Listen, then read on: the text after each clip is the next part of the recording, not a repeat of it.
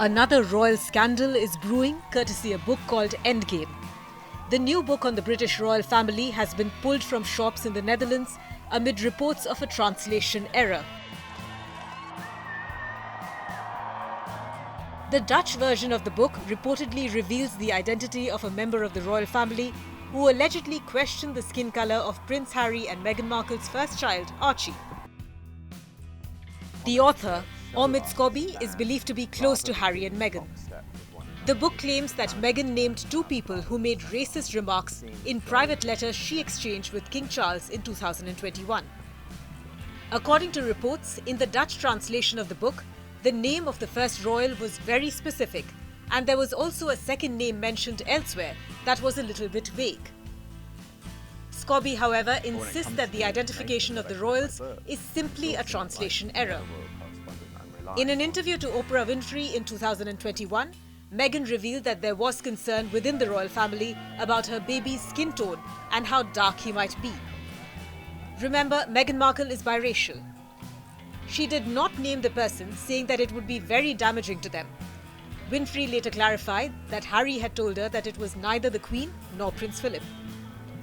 The interview happened after the couple left their roles as working members of the royal family and moved to Los Angeles, a step which rocked the British monarchy. But royal racism is not the only scandalous element from the book. The narrative unravels a rift between Prince William and his father, King Charles. William allegedly sought to overshadow Charles, viewing himself as a more fitting transitional king. I think we do see this emerging scenario between father and son, where one is kind of chomping at the bit for change and some modernisation in the right areas, where perhaps King Charles hasn't quite moved at the pace that's necessary.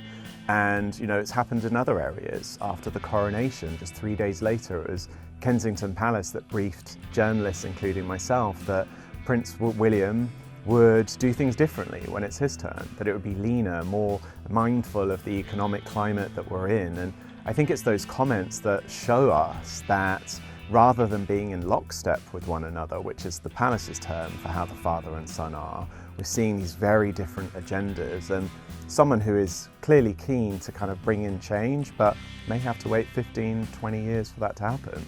The book highlights a strained relationship between Prince William and Prince Harry, suggesting that William believes Harry has been influenced by therapists.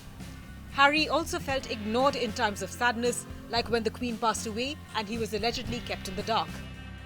A few months after the release of Spare, sources told me that Harry had asked a mutual friend to reach out to William to see if there was a space in which they could have those conversations. And, here we are today and it still hasn't happened. So it shows that that wall is up on William's side, and I don't see a world in which that changes, which of course is very different to where we're at with Harry and his father, where there is communication, there is a line there. The book paints a picture of Kate as someone who is uncomfortable whenever Meghan's name comes up and is allegedly cold and dismissive of her sister-in-law's struggles.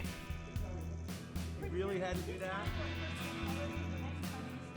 There'd be moments where Meghan, whether she was liked or not, was at her lowest point in her time as a working royal. She's spoken about those suicidal ideations that she's had during her pregnancy.